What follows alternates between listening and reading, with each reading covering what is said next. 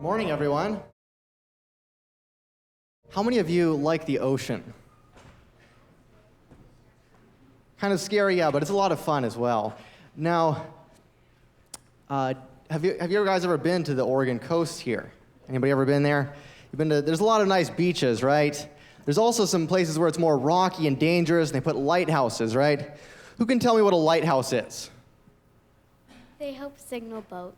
Exactly. It's this like tower with a light, right? It helps guide boats through the ocean, especially when it's dark.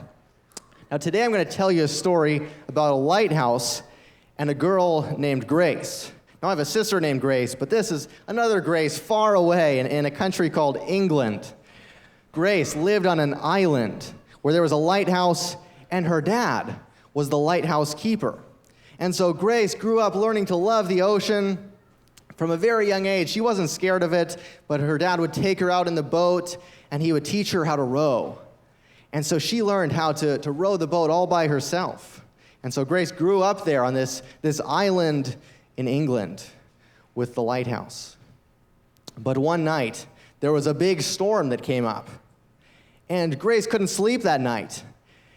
She wasn't so much scared for herself, but do you know what she was worried about?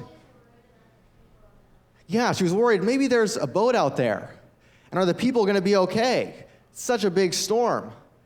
And it was so foggy that she wondered, maybe they won't even be able to see the light from the lighthouse.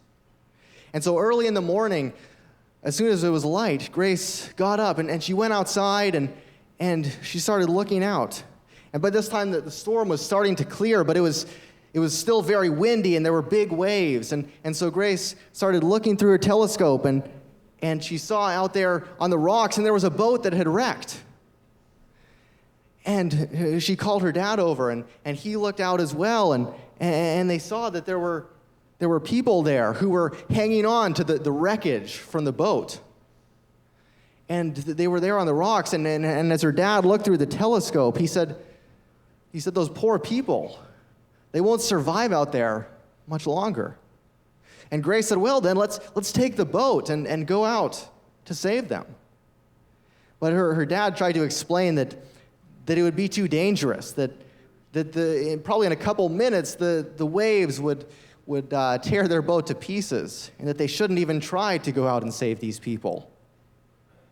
But do you think Grace was willing to just leave those people to die there? No, Grace said, Dad, we have to at least try to save them. You know, you can grab one oar of the boat, and I'll grab the other, and together I think we can make it out to save them. And so they got all their equipment ready. They got the boat down to the water. And as they started out, their mom was there, Grace's mom was there, and she was praying for them. She was claiming God's promise that He measures the water in the hollow of His hand, and praying that God's hand would be with them as they headed out. And as Grace's mom was looking at them, they would sometimes disappear behind a big wave and then come up again closer to the rocks, to where they were going to save these people. And finally, their boat reached the rocks, and the people were still there, holding on to these pieces of wreckage from the boat. But they were only able to take 5 out of the 9 people in their boat. So they took these people, and then once again with Grace's dad at one oar and Grace at the other, they made it back to the lighthouse, and they dropped these people off, and they went out again to grab the people who were still remaining there. And you know what? They were able to save all 9 of these people.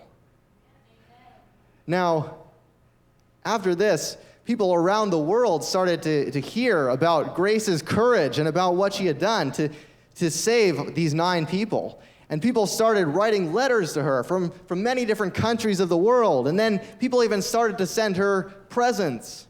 People sent her money. Do you think Grace kept any of the money for herself, though?